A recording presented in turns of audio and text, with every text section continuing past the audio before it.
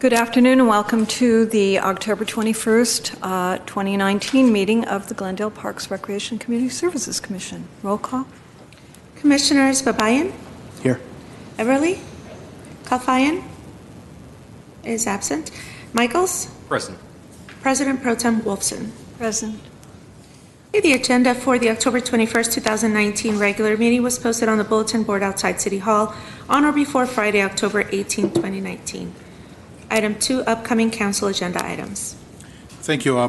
President Pro Tem Wolfson, members of the Commission, on November 5th, during a joint City Council and Housing Authority meeting, we will be reviewing and approving the CDBG action plan for fiscal year 2020-2021. Another item on the agenda for City Council, Foundation for Community Colleges of California to add funding for adult program from workforce development through the Verdugo Job Center.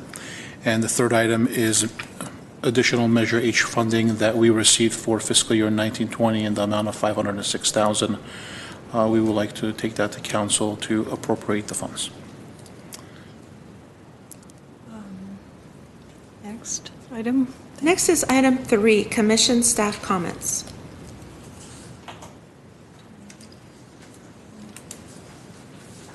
I just wanted to mention I was lucky enough to attend the emergency preparedness workshop this past month. It was like a week and a half ago, and it was a really, really wonderful event. I know there's going to be a report on it coming up, so I'm not going to belabor it too much, just to say that congratulations and thank you to the staff for putting together such an incredible program, and it was very well attended. Obviously, the community was excited about it, so it was nice to see so many people. We had to keep adding chairs, which was really awesome.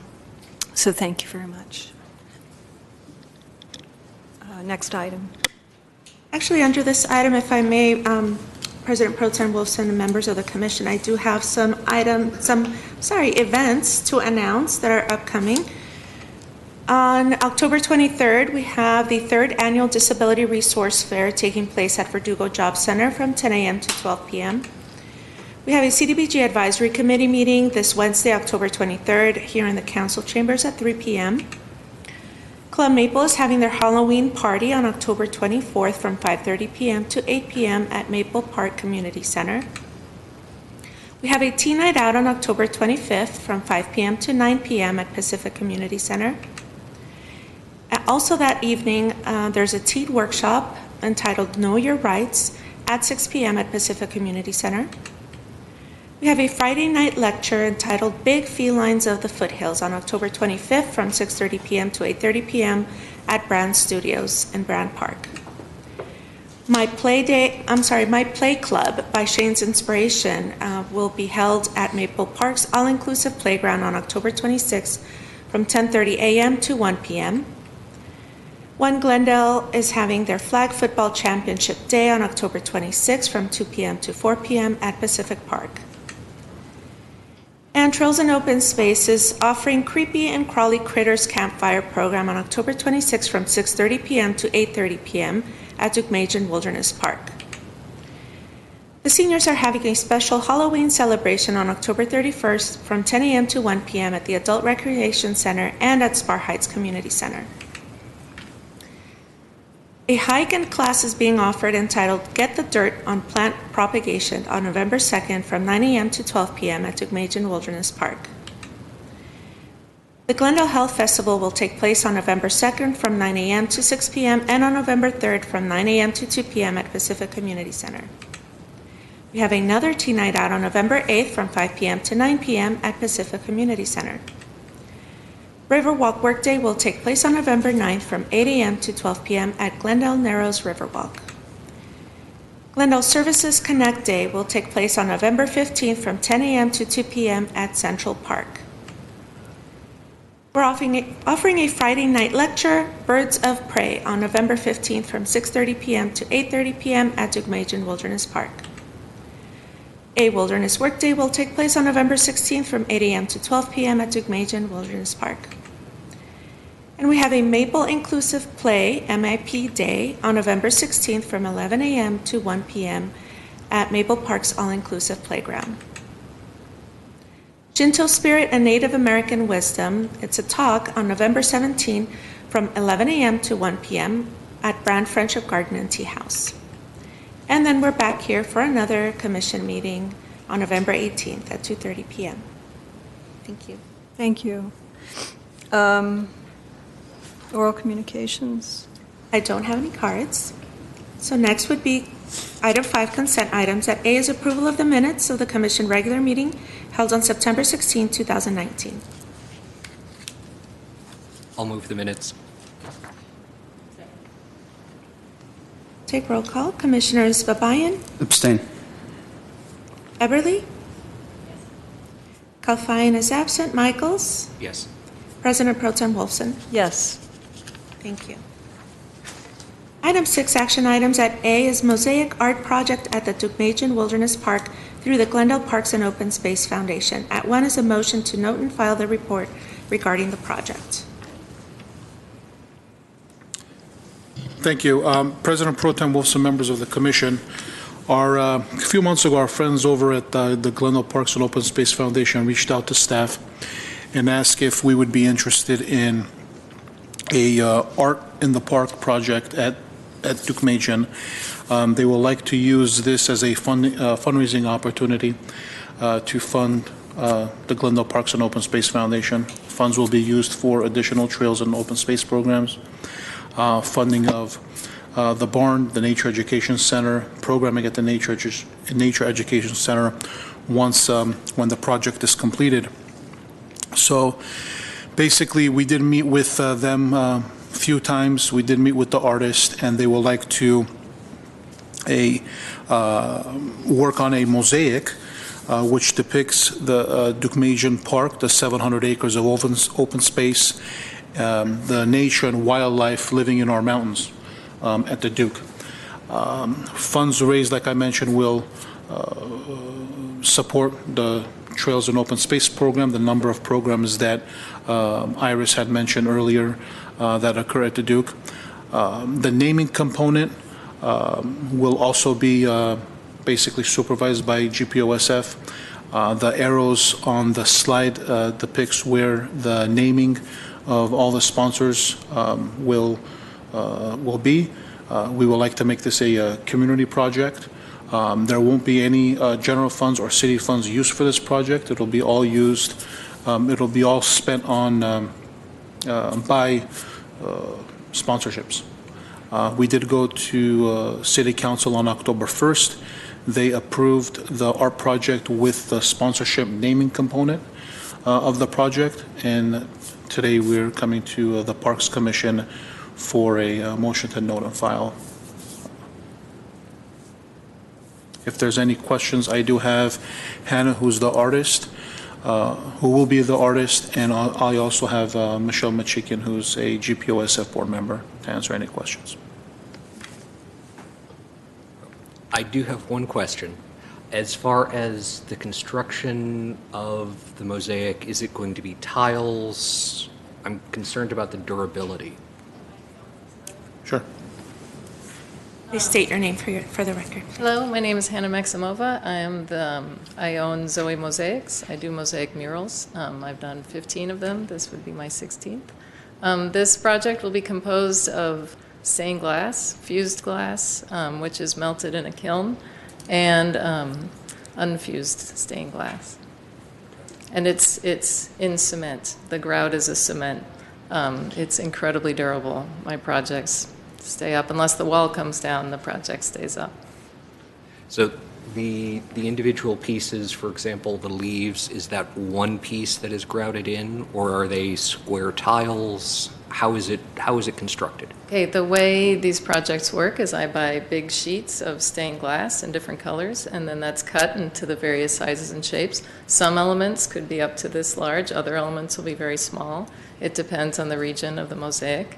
Parts of it will be fused in a kiln, and those will be, like, I'd like to do the branches of the manzanita, the large manzanita, largely in fused glass, and like the kid fox's face. So elements will be fused and the rest will be unfused stained glass. But yeah, the pieces will differ in size, but they'll all lay flat against the wall. Thank you.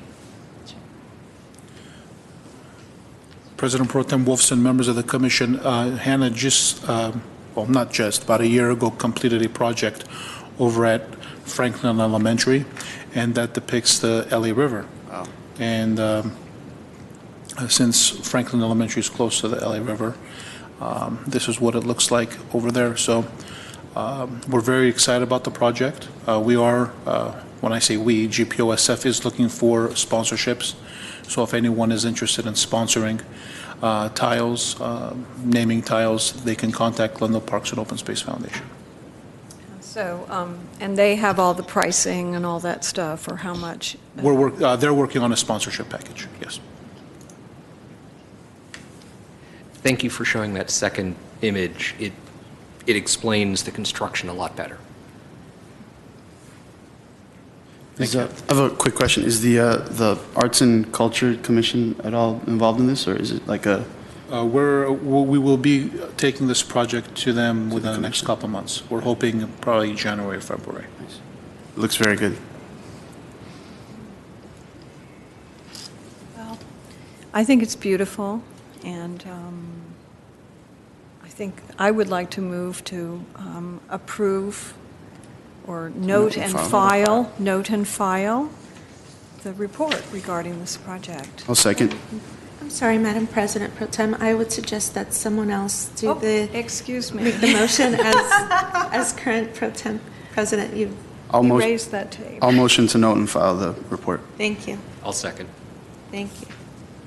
Commissioners Babayan, Yes. Eberly, Kalfayan is absent, Michaels, Yes.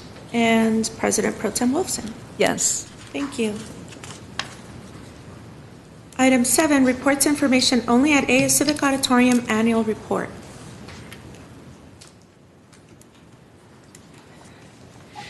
Good afternoon, President Pro Tem Wolfson and members of the Commission. I'm Gabrielle Golia, the Senior Community Services Supervisor with the Recreation Section, and I oversee the Civic Auditorium with our supervisor over there, Laura Dalian. So I'm here today with our annual report on the Civic Auditorium. The Civic Auditorium was first built in 1937. And at the time, it was the largest municipal auditorium on the West Coast. So we have some neat pictures of the old days there. Our marquee has gotten better. This is a picture of the front of the auditorium since we've done some renovations on it. We have had 2 renovations on the Civic Auditorium, the first in 1964, again in 1997, and then we've been doing some facelifts on it since 2017. We restored this front patio area to its original architecture. It had that big porch with the pillars out front, so those were removed and it was repainted. We've also completed the landscaping in the area since the last time we reported on the Civic Auditorium, and it has made a big difference on the look of the front of the auditorium. Here's our marquee and our parking structure from the front of the auditorium, which is available as part of our rentals with the auditorium, and it's also part of the JPA agreement, which is the agreement with the Glendale Community College for parking for students and for the use of the Civic Auditorium. We share revenue based on that. The city gets a portion of the parking permit revenue. The Civic Auditorium is a great location. It's the perfect location for meetings, trainings, workshops. We have festivals, public events. Some of our biggest renters are trade shows and conventions. We have a lot of train shows and toy shows and antique paper shows and a lot of these fun trade shows. There's a fly fishing fair that happens every year. We also rent it out for fundraisers and educational and business seminars and even some concerts and stage performances at times. On an internal basis, we use the Civic Auditorium for trainings, personnel tests, meetings, special events, and also our emergency shelter. During this most recent fire in our area, we were open on that Sunday evening for the fire in Glen Oaks Canyon, and we served some families that came and needed some care for a few hours. We were lucky we didn't have to keep it open for too long, but we will go and open the Civic up at any point in time. The Red Cross keeps materials on site so that we can help respond until the Red Cross can arrive and take over the operation of the shelters. We have various services available as part of the rentals of the Civic Auditorium. The parking, the adjacent parking, as I discussed. We have security guards available, which we will require for certain reservations, and others it's at the renter's discretion. If there is alcohol involved in a rental, we do require the security to be there, as well as some sporting events.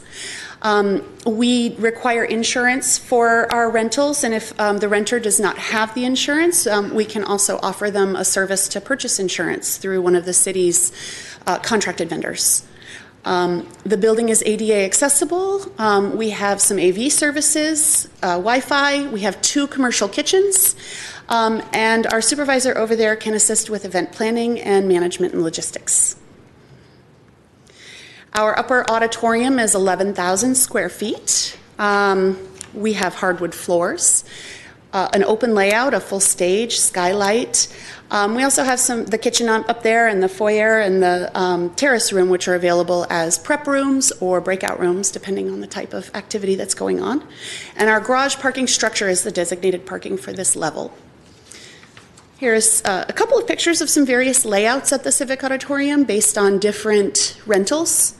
So we can use it for sports. We have the indoor soccer rental availability when it's open.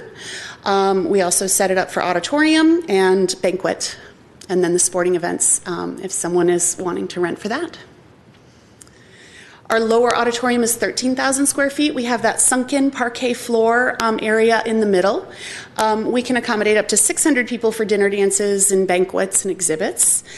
Some renters with the trade shows rent both floors. At the train show especially, we'll set up really large train exhibits in the upper floor where the kids can stand and watch, or adults can watch the trains go around, and then go downstairs, and all the vendors are set up downstairs where you can shop at each one of their booths. And for the lower level, we designate parking lot 31. So theoretically, we could rent out both levels at the same time. Most of the time, that is dictated by noise. So depending on how loud each rental is, will determine whether we're actually able to rent them out at the same time or not. Here's some pictures of various ways the lower level is used.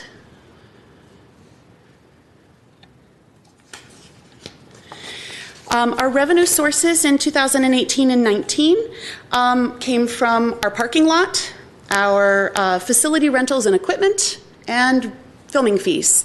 We don't actually have films taking place inside the Civic typically. We haven't had that request come to us yet, but they really love to park in lot 31 for their base camp and crew parking. It's a very accessible parking lot. It can be accessed early in the morning until late at night without disturbing any of the neighbors at that location. So we're able to rent it out as part of their filming where they need those extended hours. And that's all determined by whether the college is able to release it to us or not for those dates, since we do have the partnership. Our total revenue in 18-19 was $533,244. Our expenditures were $653,336. We do still have a deficit at the Civic Auditorium. Staff have been working for many years on reducing it, and it has come down quite a bit. It's a little bit higher than last year. Last year, our loss was $117,000, so we're not far off from that. Our staffing did increase this year. We deliver to many events, and sometimes we waive the fees for those. So with the minimum wage going up and our deliveries going up, we do see a higher cost for staffing.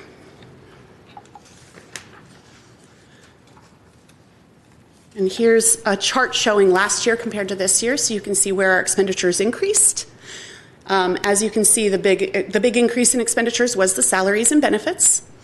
Our facility rentals went up. parking did go down a little, although the parks filming fees, last year that was captured in our parking rates. This year it's broken apart. So that's a chunk of that reduction in the parking fees revenue.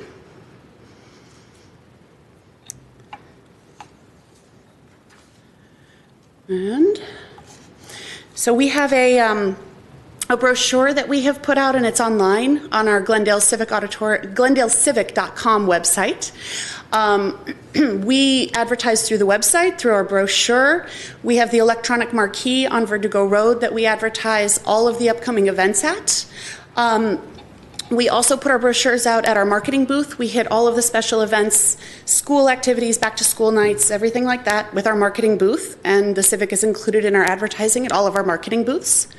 And we have a social media account. We really have been pushing our Twitter, Facebook, Instagram account, and advertising all of our activities there and putting our brochures up and pushing everything that the department is doing there.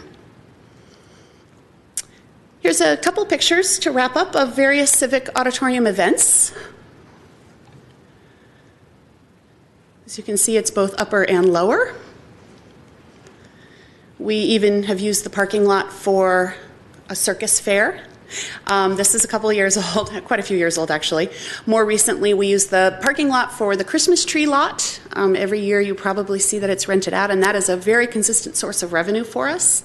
That booking is done a couple years in advance, like we book it out so that it's set up for them because they want to know that it's going to be there and available for their business as they're buying all of their trees and ordering them for the year.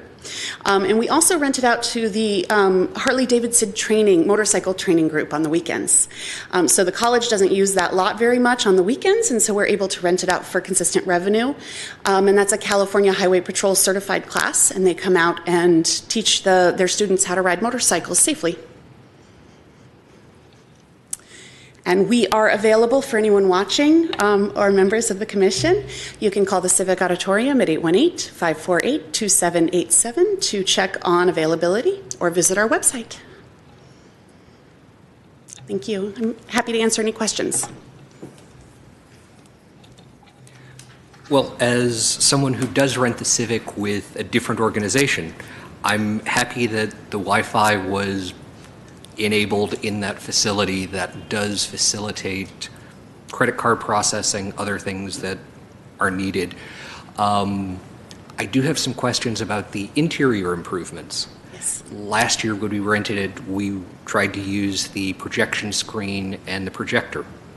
Had some technical challenges with that. I want to commend the staff. They bent over backwards, including pulling out the scissor lift if I wanted to go up and look at the projector itself. But are there plans to replace the projector, try and solve some of those technical challenges? President Pro Tem Wolfson and Commissioner Michaels, yes, we actually are getting a quote right now for some annual maintenance in order to get a purchase order with a sound audiovisual company who can come out and do an inventory of all the equipment we have and provide us with some recommendations on any upgrades we might need at this time or any service that we need in order to make sure that everything is in peak running condition. So that is in the works. If we do need some replacements to the audiovisual equipment, once we find out what that happens to be and what it looks like financially, we'll determine if we have the funding right now or if we need to budget for it in the next fiscal year. Okay. Yeah. Well, hopefully by April that will be sorted out when we will have our event there again. The other question I have, how often is the indoor soccer used? Commissioner Michaels, the indoor soccer is a bit sporadic because it has to be placed around the other rentals. The revenue from that is included in the facility rental line in the report.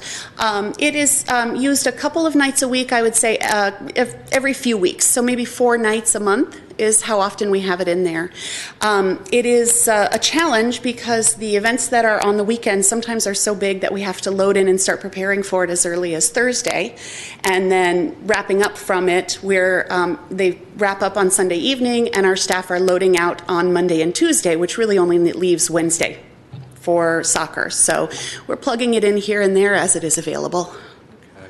The concern I have is the wear and tear, particularly on the floors, and looking at the maintenance cost of versus what the Civic brings in on the rentals for that. Commissioner Michaels, we are looking at getting quotes for the full replacement of the floors, and we are looking to budget for it fully, hopefully in the 2021 fiscal year. It is a very large expenditure because at this point in time, those floors are very old, and we don't think resurfacing them is a possibility at this time. So we are looking at removing and putting in all new flooring. At that time, once we have new floors, we will evaluate whether we want to continue soccer on the new floors, particularly because it is such a large investment, and we certainly don't want to do anything to damage the floors at that time. So we'll evaluate whether it's safe to play on them or not.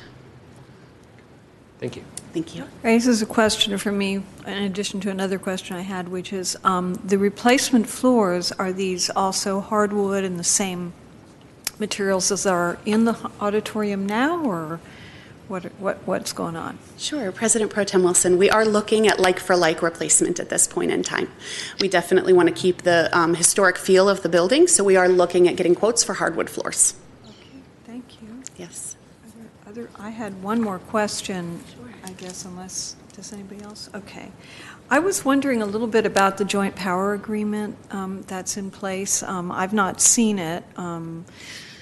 I don't know how old it is, or, obviously it covers this parking lot arrangement. Is there more to it than that, or is that something that we could get a look at? President Pro Tem Wolfson, members of the commission, I believe the JPA was approved a few months ago, the renewal, but we will work with Public Works and see if they can come back maybe in November or December with a report and talk about more about the JPA. But the JPA does include parking in the Civic Auditorium, around the Civic Auditorium, and also Verdugo Park. Okay. So we'll have the Public Works oversees the JPA, the parking manager. So we'll have him make a brief presentation. To either our in- commission? to the commission, Great. yes. Oh, thank you. Yeah, that's perfect. Thank you very much. Okay. Thank you. Thank you. Next on the agenda is 7B, Pacific Community Center Annual Report.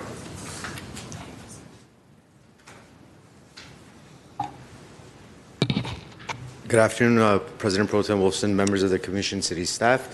My name is Sabah Garabedian, Senior Community Services Supervisor, responsible for the community centers and Pacific Community Center specifically as well. So Pacific Community Center was renovated, reopened in 2000 and, in 2003. Last year we celebrated our 15th anniversary as part of our Fall Festival in 2018. It's located at 501 South Pacific Avenue, and there's the phone number. And we always get confused with the other three entities that are on our block, so I wanted to share the picture of our front doors in case somebody wants to come and visit. That is the community center and library entrance. So the community center, what do we provide at the facility? Event planning for private and public rentals will help people set up their event, tell them how tables and chairs should be, how the flow of their guests should be in case they want to have it controlled, if it's paid admission or sign-ins, stuff to that effect. Event layout advice, logistics, what it's going to take, when they should bring it in, and how much time they would need to reserve as a result of all of that. We provide the personnel to operate the facility during the event and facility only, specifically, not the actual event itself. We do special event planning at our facility as well, giving as to it's one of the largest facilities in the southern Glendale area. When people want to have a special event venue, Pacific is their go-to. We also sell Beeline passes and reload tap cards at the facility, and it is one of the 3 senior nutritional meals program sites. In addition to these services, our city staff, our center staff are the ones that work the mobile recreation packages, Party on the Go, Glendale Rocks Climbing Wall, Flicks on the Go, Movies on the Go, and the LED screen. So the staff at the facility have the ability to work rentals in the building and outside when it comes to special events as well. So they cover both those types of events. Center-based programs include top time, drop-in programs such as basketball, badminton, pickleball, and so forth. Drop-in recreation is our recreation room, which has 2 billiards tables, 2 table tennis tables, and a shuffleboard table. Lifelong learning classes at the facility include basketball and Aikido, and we offer 3 day camps at the facility: Cool Days Camp, Kinder Camp, and Traveling Teens Camp. While Cool Days is offered year-round as GUSD goes out on break, Traveling Teens we offer during winter break and summer break, and Kinder Camp we offer exclusively during summer break. Also at the facility, we have Parents Night Out about 6 times a year, and that event is parents pay $15. They drop off their kids as early as 6 p.m. and pick them up by midnight. By midnight is the key word, and they could do whatever they want while we take care of the kids, and the parents have an evening for themselves. Here's some pictures of our programs. Here you could see on the top left our senior exercise classes, which take place 3 times a week. The top right is our line dancing class that takes place once a week. Our billiards room, and a picture of our tot time setup before tot time actually begins, because afterwards it's all over the gym. Here's some more pictures of our Aikido class, our day camps and Parents Night Out activities. And we try to collaborate with other departments, and here you could see a robot where kids actually get to build their own little race car. The Library Arts and Culture Department had a grant for robotics, and we used their grant and their resources and brought it into our day camp and Parents Night Out programs to teach the kids robotics and coding and having fun. So after they built their little race car, they had a little race.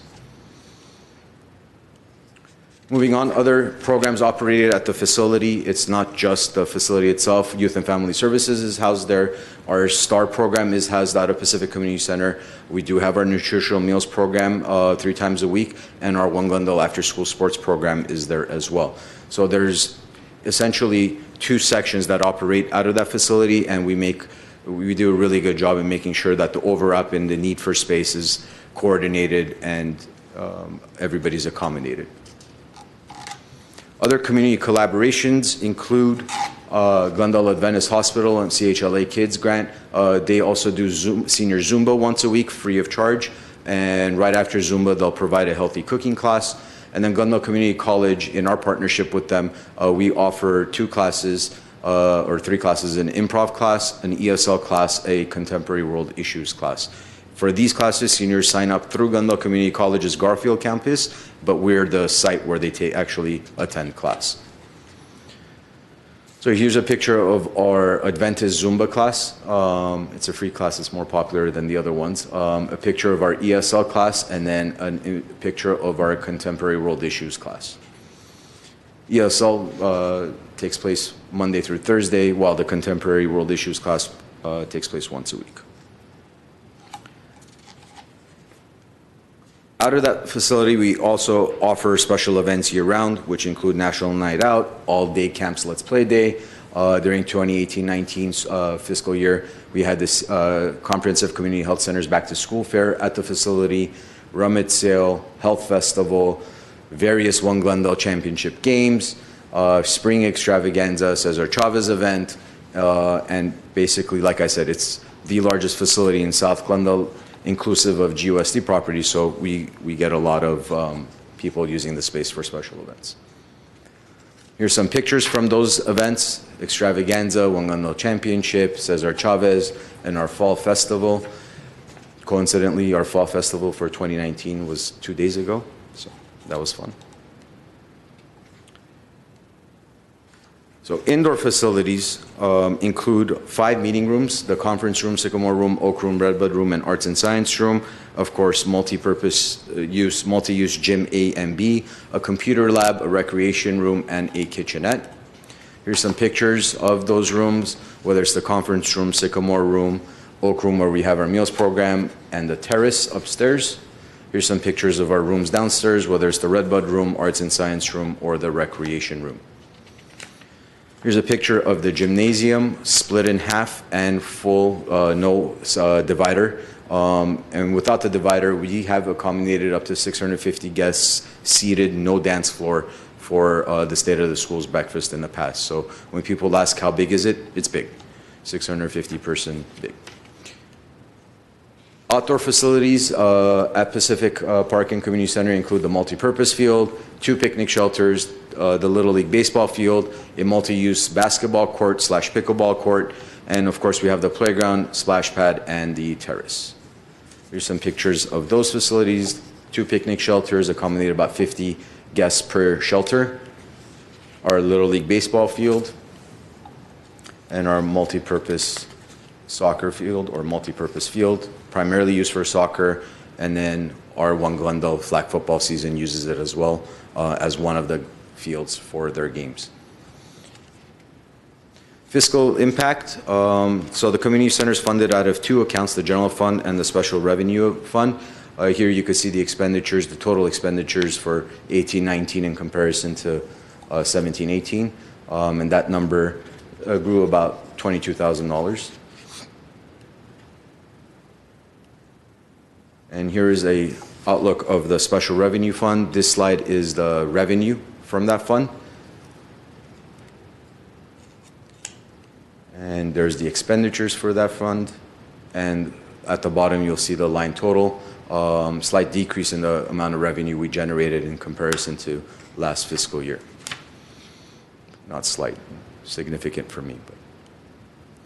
And that concludes my presentation, if anybody has any questions.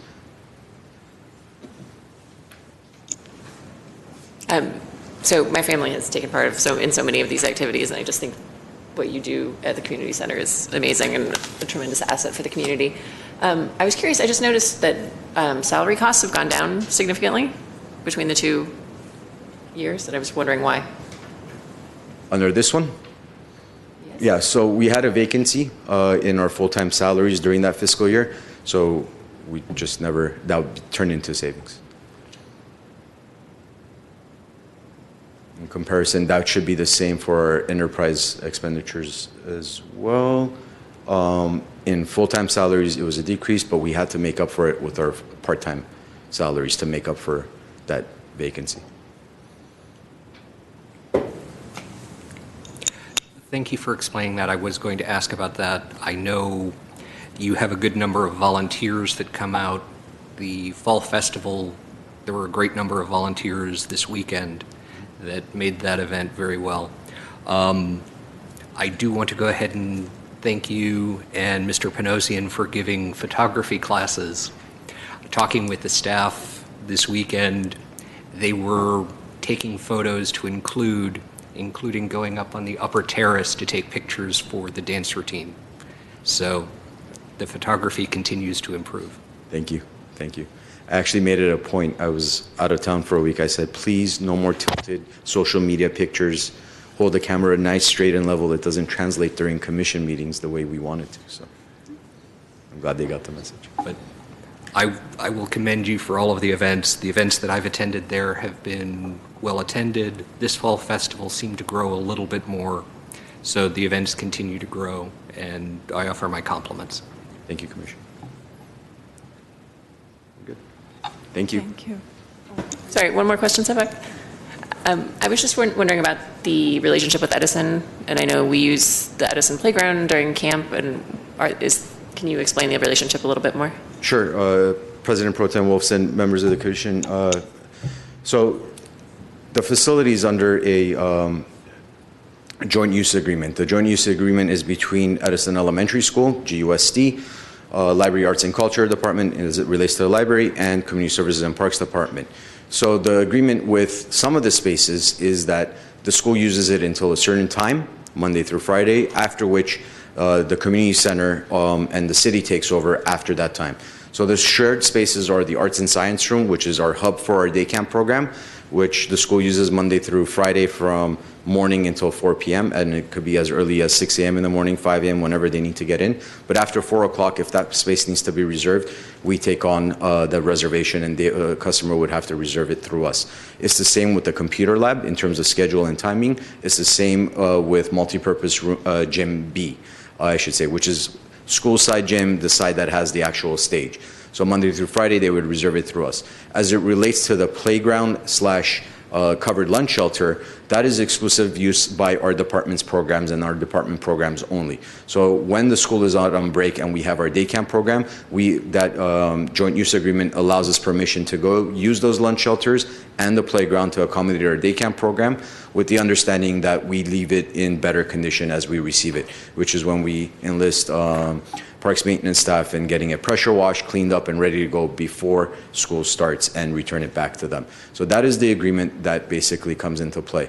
If I forgot to mention that the multi-use field, the soccer field, is also with that timetable until 4 p.m.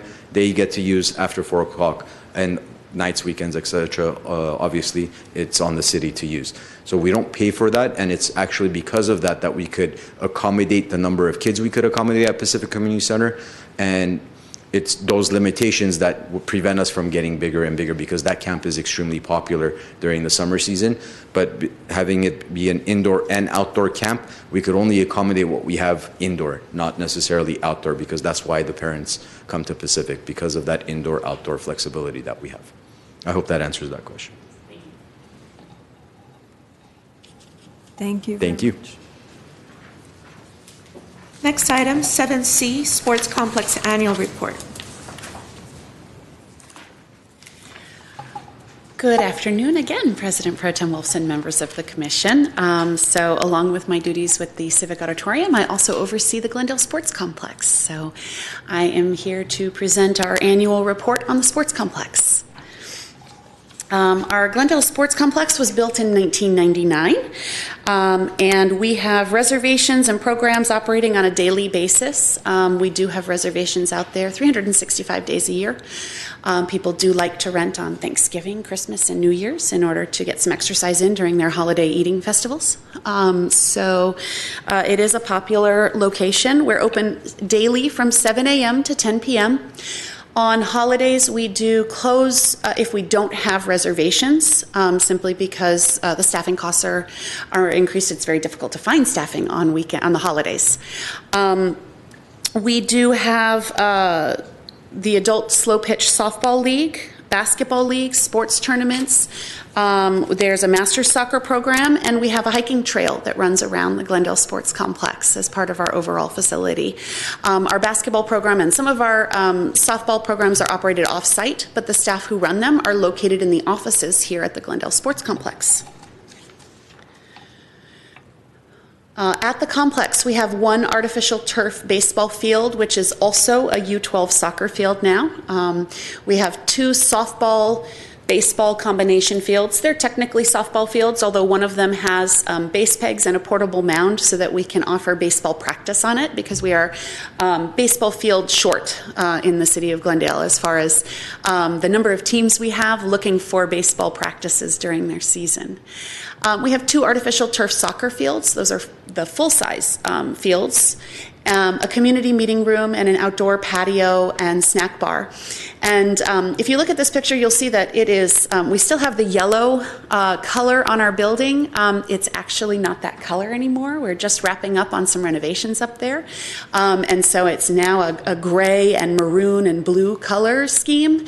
It's really pretty, and we're very excited about it. We've got another probably 3 weeks left on that renovation. We invite you up to check it out sometime. Oh, there we go. Field number one is our artificial turf baseball U12 soccer field. It was renovated in 2018 as part of an agreement with St. Francis High School.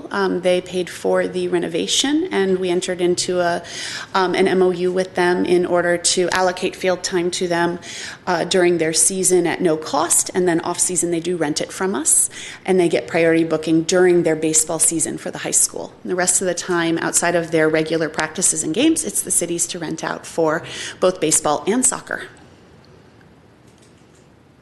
Fields 2 and 3 are our softball fields. They are used for high school softball or baseball practice during the afternoons, sometimes on the weekends. We also use those fields for soccer. AYSO uses both of these fields during their season for soccer games, and we rent them out to nonprofit soccer organizations, other youth organizations that are in the Glendale area in the afternoons. And the Glendale Community College uses field number 2 as their home field for their girls softball team. Fields 4 and 5 are our 2 soccer fields. Because they are artificial turf, they're technically playable in all weather, although most teams will cancel when it's pouring rain. But they are playable again within a very short period of time afterwards, usually within 30 minutes, depending on how heavy the rain is. If it's really light, they can play on it right away. If we get a deluge of rain up there, then it might be a little bit watery for about 30 minutes, and then it's cleared off enough to play on.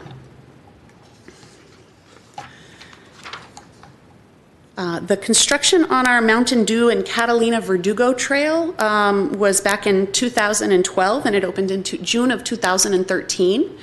The Mountain Dew Trail is the small red line around the soccer fields on the right-hand side. I don't know if I have a light on here. It won't work.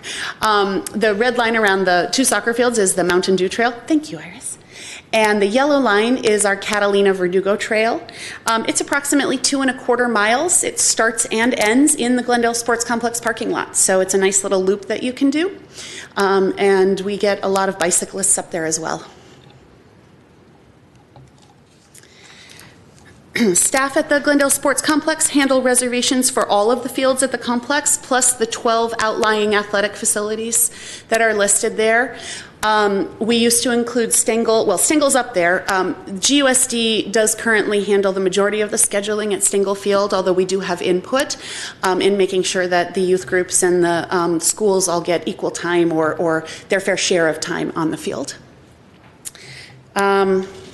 The revenue from the 12 outlying athletic fields is actually not reflected here in this particular report. It's reflected in our annual citywide sports report. So while the staff handles this out of the sports complex, the revenue goes into citywide sports since they are not actually located at the Glendale Sports Complex.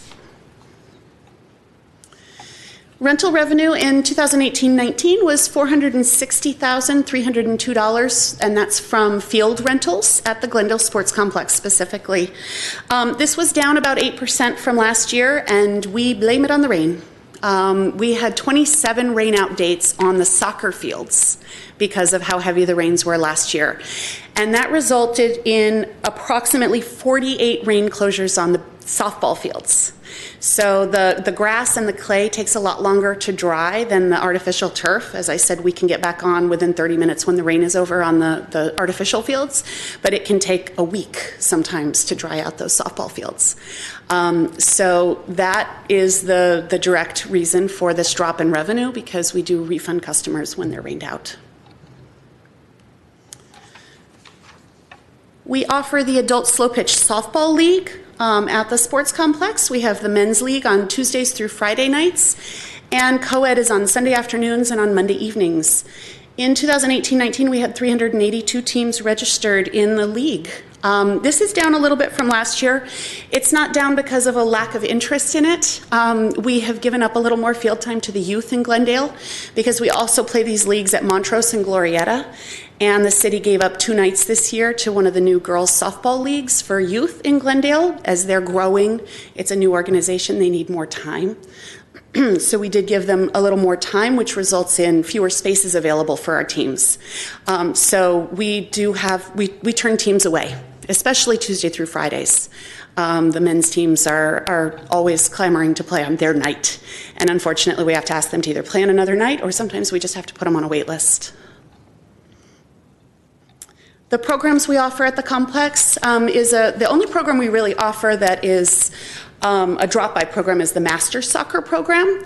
The rest of the complex is a rental or contract class related programs, but the Master Soccer is it is for adults. On Tuesday and Thursday morning, it's adults over 60, and on Wednesday and Friday, it's for adults over 40.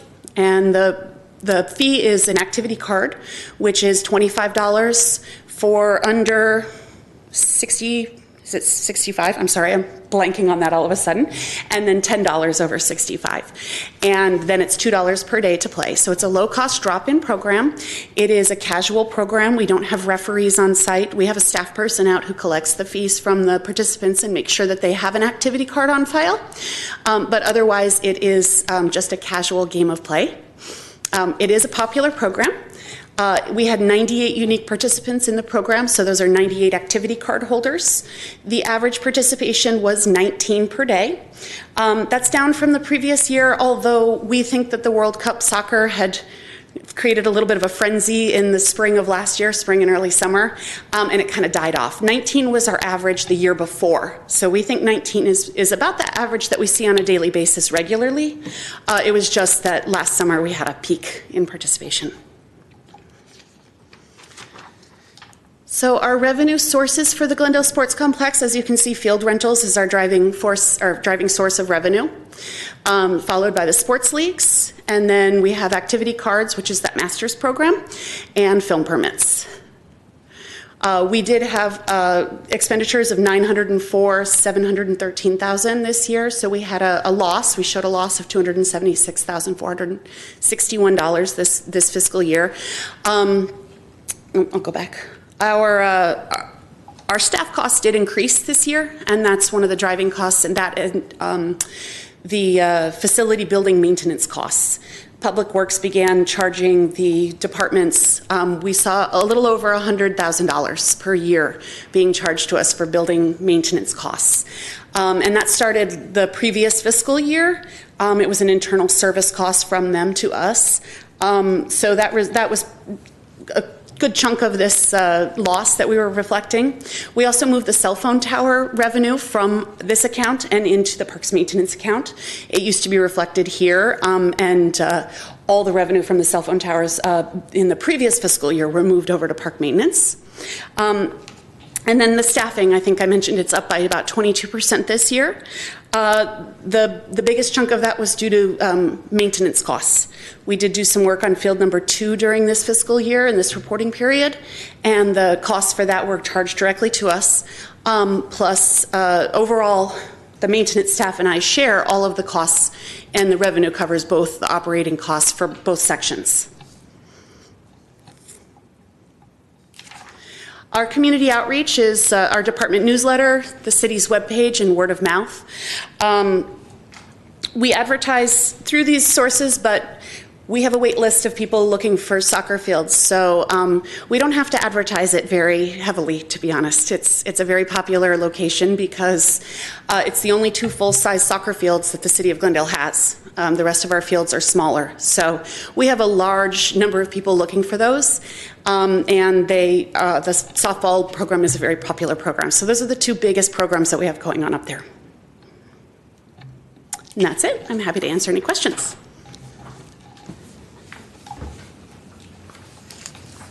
Just a quick clarification, the daily drop-in charges, is that included with the activity cards in the report? President Pro Tem Wolfson, members of the commission, yes, that activity card number is both the daily drop-in fee and the activity cards that are sold throughout the year.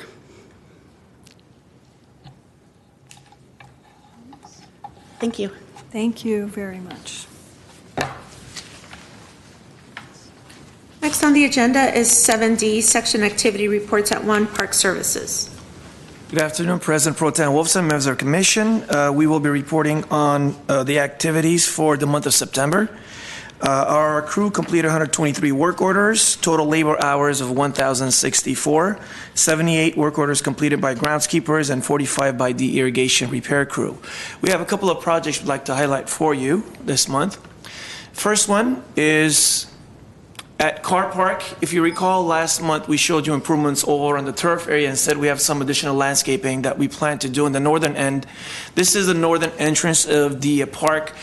We had to redo the irrigation at this location, as you can see how dry the soil is, and then plant as the neighbors wanted to beautify the entrance. At the request of the neighbors, we complied, and through projects that we had completed other sites, we had some leftover plants, and we added to that and completed the front entrance, as well as we completed the northern side of the park along the fence line, of which we'll get to in a minute. It did actually make it look a lot more inviting. I'm glad the neighbor brought this to our attention and we're able to, comply and complete the project.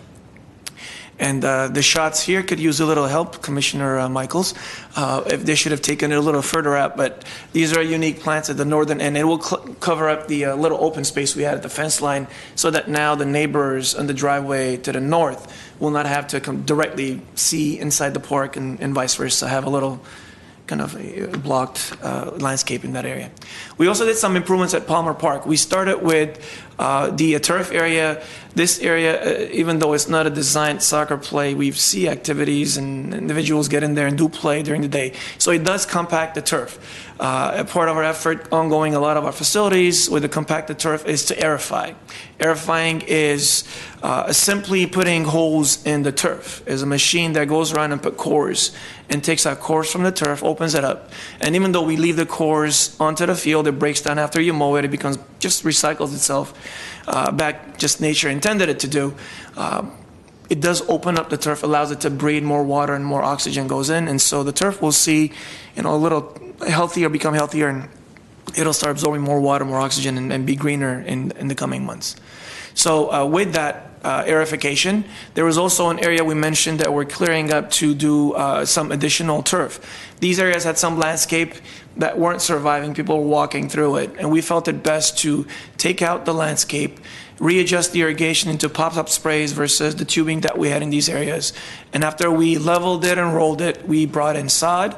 We sodded about 4 areas around the playground, around the skate park, to allow it to actually look better and sustain itself. And after we did lay the sod, because the sod we're using is of the type that goes dormant in the winter, means they actually start turning white, we overseeded it.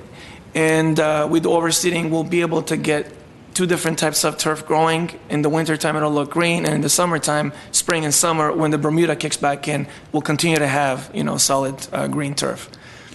And this is when the job was being completed. We have a current picture of it today. Here's what it looks like today. And this area was pure dirt when we started. One of the staff brought this to our attention. We appreciate the idea they brought forth, and we felt it was ideal, hence we completed this project. And there's also a couple of areas around here that required us to come in and pour some concrete. And as unfortunate as it would be, the concrete was tagged the night after we poured it because it wasn't completely dry. So we had to come back in and get it all cleared out. It was lucky for us. It was still somewhat soft for us to be able to shave it down. And we have both areas concrete ready to go in an area where we have traffic with bikes. And as you can see right to the west side of this picture, it's where the bike parking path is. We also did some trimming of the trees within the playground area, just lifted the branches and make it more open and for a lot of people to walk through. At Pacific Pool, before the pool opened, we had requests inside of the pool. There is some areas that the landscape was not working very well, they weren't growing. So our staff went and removed the existing landscape, and we sodded those areas. So now as the kids are walking from concrete, instead of going into dirt, they have a little bit of sod that they could actually be stepping and working on. Montrose Little League, we did aerification of the outfield, aerification and seeding. This field is turned back over to the Little Leagues now. This was about a couple of months in the summer as the staff went through it. Again, same process, same idea, to allow the turf in these areas to rejuvenate and grow. Sports complex, we had a larger project. This is Field 3. we did a major rehaul on Field 2. The entire outfield in Field 2 was redone last year, hence the increased cost you noticed in Ms. Golia's presentation. This summer, we took Sports Complex Field 3, and we did only patches. As you can see from this picture, those areas that are brown, those are the areas of most impact. Some of that is due to irrigation malfunctions. A lot of it is due to soccer play. Grass and soccer play don't really go hand in hand. And with that, given that we're looking at Field 3 as a project next fiscal year to convert similar to Field 1, we're looking at converting into artificial field with soccer and softball combined. We wanted to do what we call TLC. It became a bigger project because we replaced 9,000 square feet of sod to allow for this site to be prepared for our leagues. And our staff, we purchased the site and our staff did the installation after all the prep work. And it came out really nice. Here's what the field looks like as we turned it over for our leagues to enjoy. That is all the projects we are presenting to you today. If you have any questions, we'll be glad to answer them for you.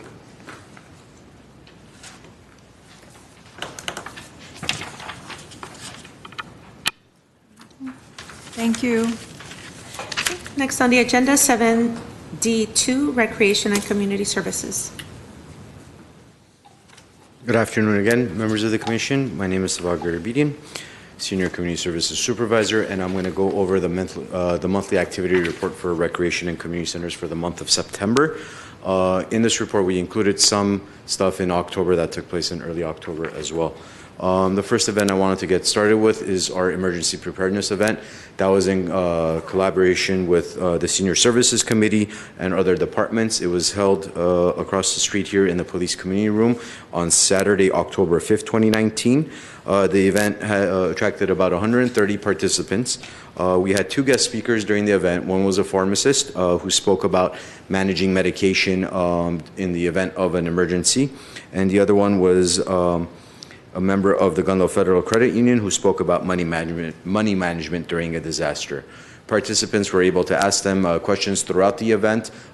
They walked away with some giveaways, whether it was pill boxes or a LED light switch, tote bags, and a bunch of other stuff our committee thought would be very useful for our seniors to have in case of an emergency, from little toolkits.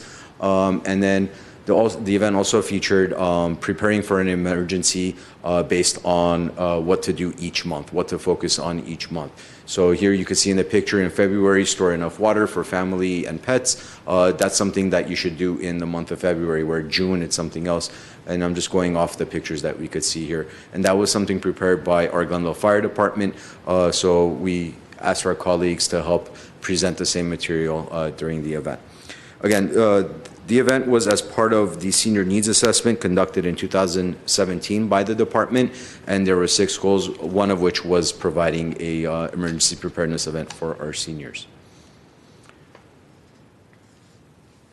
Next, I'd like to talk about our Maple Inclusive Play Day. After the Maple Park Playground's grand opening or reopening on September 21st, we had our first Inclusive Play Day.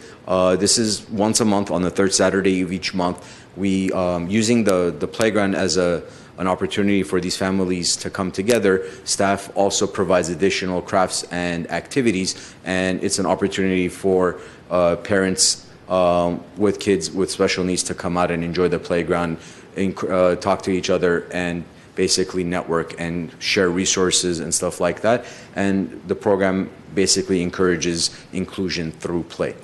The next one is going to be this Saturday, the 26th, done via Shane's Inspiration. It's their big Halloween event. And then the next will continue back, organized by the department, starting in November.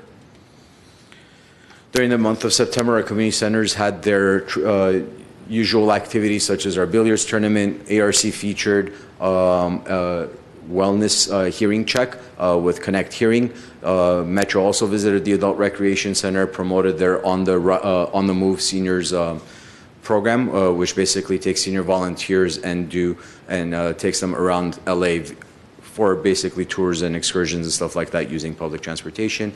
Their mobile vehicle was also there registering seniors for tap cards. So if a senior didn't have a tap card or needed to renew their tap card, they were doing that. They were doing those on site. The themed lunch for the month of September was the Wild West theme. In case anybody's wondering, every month we have our senior meals program do a themed activity for lunch, increasing socialization. So the Western was September. Youth and Family Services, they continued their teen night out, and through the LA County Live partnership, we had a guest speaker talk about leadership and methods of leadership. It was an opportunity for the teens to socialize, engage each other, and learn.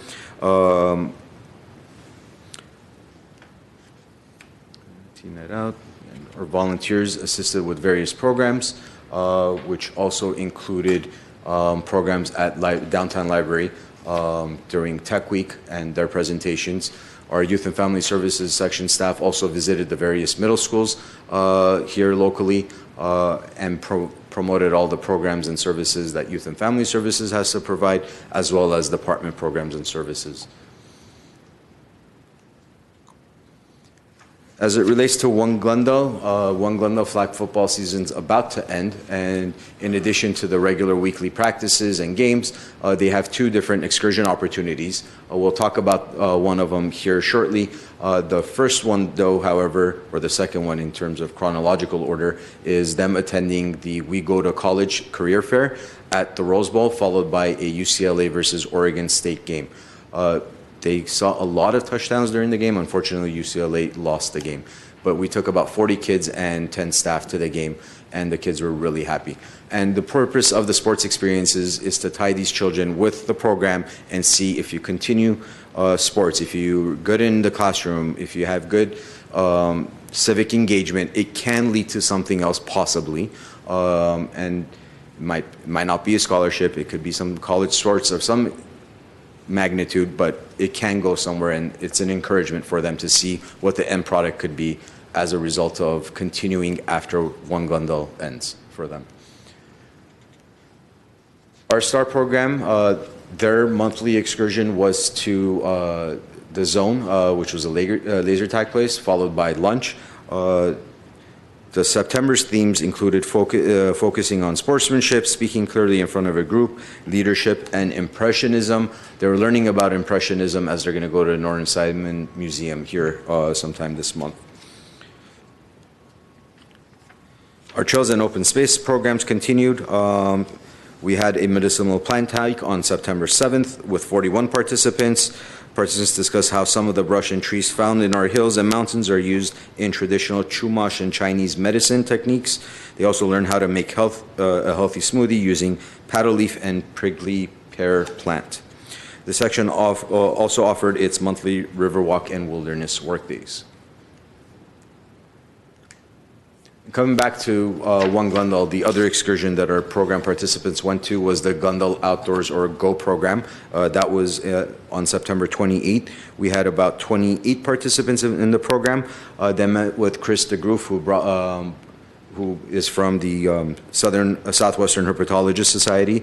He brought some snakes over for the kids, and after he did a lecture, presented about reptiles and amphibians and how they contribute to the ecosystem. The kids got a chance to ask questions, touch some of the snakes that he had brought, and then went on a hike and looked for some of the animals that they just learned about. After the hike, they came back, had some snacks, refreshments, and did a craft. And that concludes my monthly activity report for the month of September, if anybody has any questions. Thank you. Thank you. So, Okay, that concludes our agenda. Next is adjournment. we're adjourned. Thank you.